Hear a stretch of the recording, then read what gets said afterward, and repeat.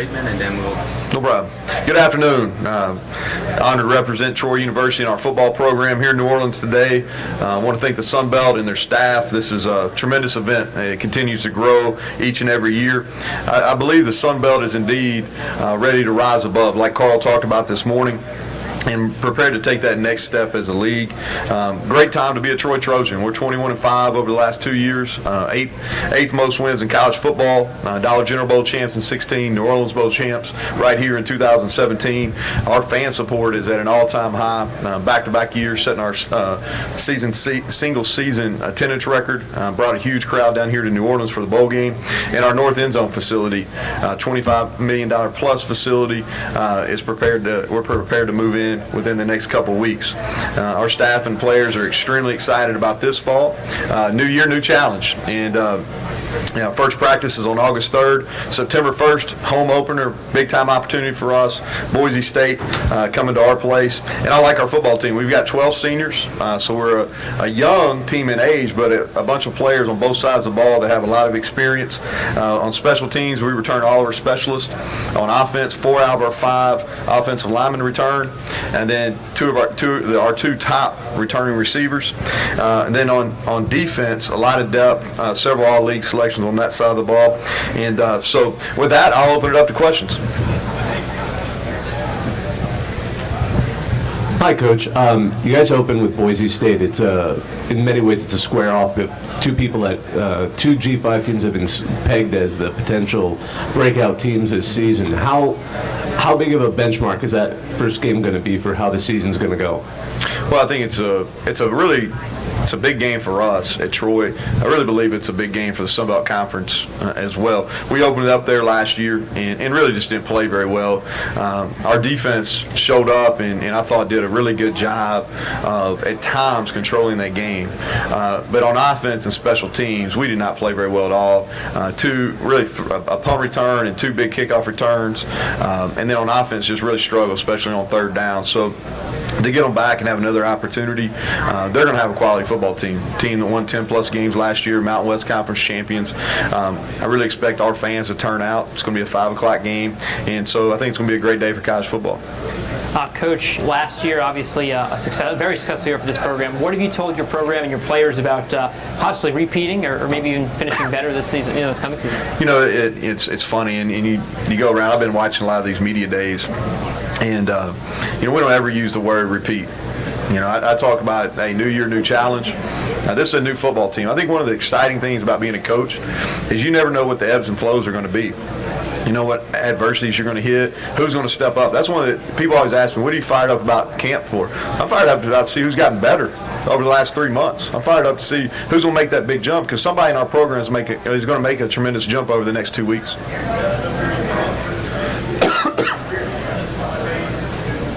And then just following up on that, you mentioned players stepping up. What have you seen so far? I know you mentioned 2 weeks for that window, but in terms of that QB battle between Caleb and Sawyer, is there someone who at this point stands out in your mind or is starting to stick out?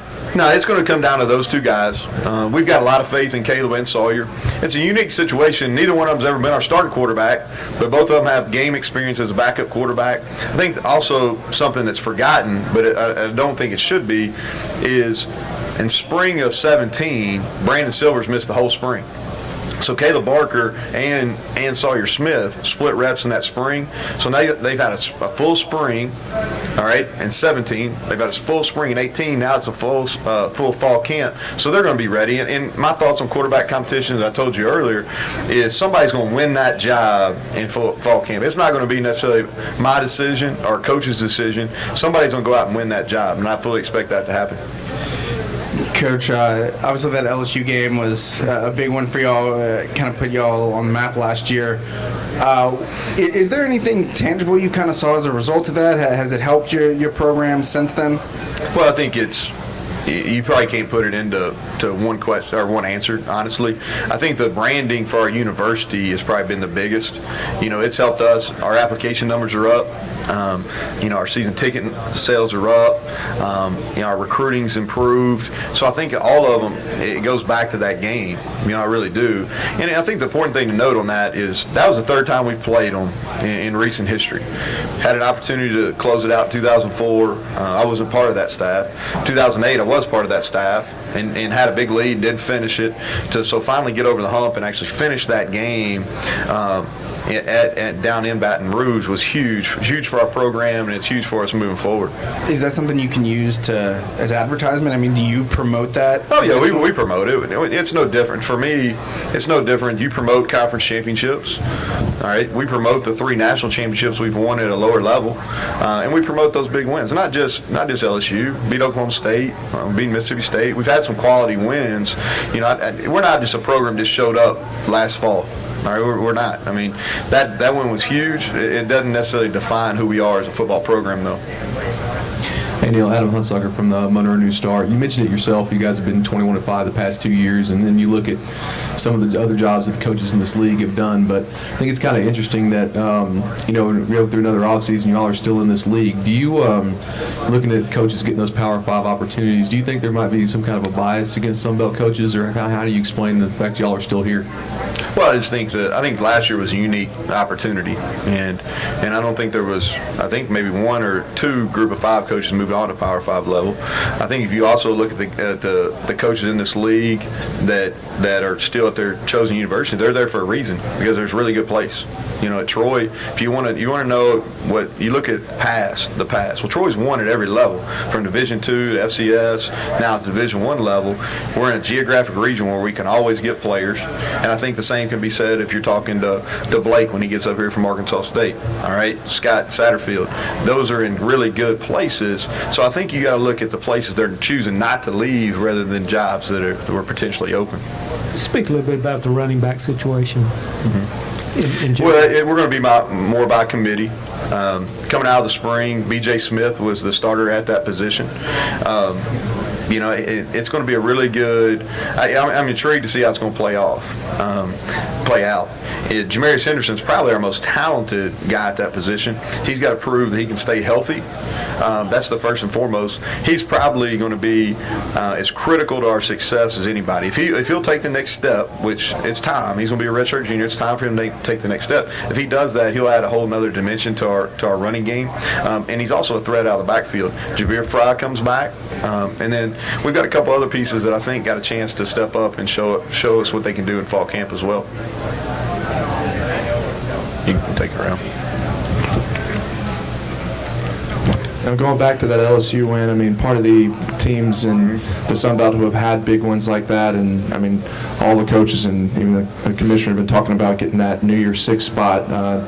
Each time that season comes around and not get that, and then adding a championship game where that might cause another trip somewhere on perhaps a undefeated season. Just what are your thoughts on that, and what are the struggles that are part of those seasons where you do get that win but don't get to that next level? I mean, does that become frustrating? I'll say this: the Sun Belt is a league that's continuously improving, and I don't think that you ever go. I think there's steps. There's a process that you take to get to the ultimate, and it's no different when you're building a program. It's no different when you're a conference and you're making improvements year in, year out. And I think this league, the Sun Belt Conference, is continually making improvements. And as this league, and it starts with administrations. Administrations have made a huge financial contribution to those football programs. You look at the level of coaching at every league, all 10 spots. Okay, some great football coaches in this league. All right, they're putting money into facilities. So you got the facilities, you got the coaching. Everybody in our league has a recruiting footprint. So as those things evolve, you're going to see a Sun Belt Conference team represent the Group of 5 in that bowl game. When, I don't know, but I really do fully expect for that to happen. Coach Blaise Brown, went. I believe he was named to the NFL.com's top 10 watch list just on Thorpe Award Watch Center winner today. Can you speak about what he brings to your program, especially on the defensive side of the ball, and what it's like to just have a lockdown corner who can make it challenging for opposing offenses? Blaise has a tremendous story. Walk-on wide receiver comes to our program. We switch him over to corner right before the 2016 season, and he kind of takes off. He finds the ball, several interceptions, one of the top in the country in interceptions over the last 2 seasons. Had a knee injury in the Arkansas State game last year. He's coming back. We fully expect him to be back for the Boise game. But he's one of the best players on our defense. He's been one of the most productive players in our program over the last 2 years. Coach, You had several very close wins this past season. How much of that could you credit to having a veteran quarterback, and what is the loss of having a three-year starter like that mean for the team this season? Well, we were able to close out some games late, and we were able to close out a couple by running the football and running time out. We were able to win a couple coming from behind, and I think that's one thing. And Brandon had a really good feel for the 2-minute offense and being able to close out games. He's a real calm guy. He was never bothered. Sometimes that's good, sometimes that's bad, honestly.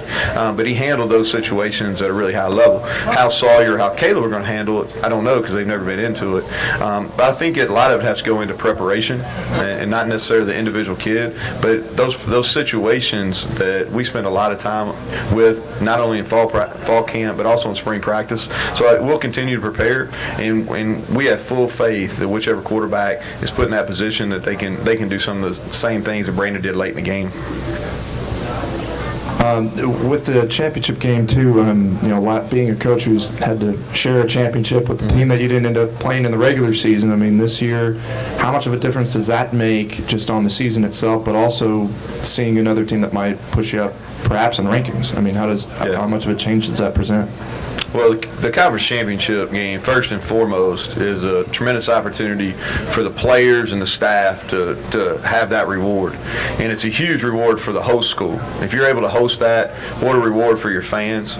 I think what it does is, as a Sun Belt Conference, now we're put in that spotlight on Championship Saturday, where all our peer conferences are playing. What it does is it elevates the league even further. So I think it's all positives. Will it have an impact on being the Group of 5 representative? I don't know. It's so hard to tell. I've gotten asked a lot today about our game with App, and I've said this. I just hope it means something by the time we get there. I hope we can do our part where the game actually means something, but it's so far away. But our goal, we've changed our goals. Our goal is to win the division and play in that conference championship game. Coach, you have 10 or 11 guys on the preseason or the all-conference team. What's just kind of your outlook on the talent level that you guys bring back next year?